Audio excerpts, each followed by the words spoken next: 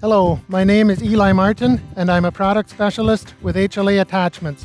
Today we want to look at some of the features and benefits of this concrete hopper bucket that's hooked up to the skid steer here. This bucket holds just over a half yard of wet concrete and is ideal for getting into tight backyard spaces or other small areas where you can't get to with a concrete truck, and that would typically be handled with manpower and wheelbarrows. This is ideal to get rid of that extra manual labor, and it helps you get the concrete easily where it needs to go.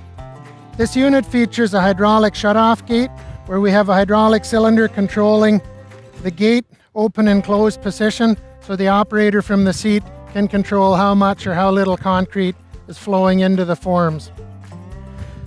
The chute is directional. It can manually be pulled from side to side to direct the concrete where it needs to go, and for storage it simply folds up with a chain lock to take up less space on your trailer for transport.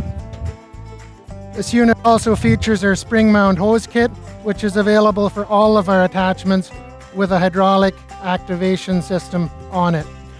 For more information on this product or others, visit us at HLAattachments.com.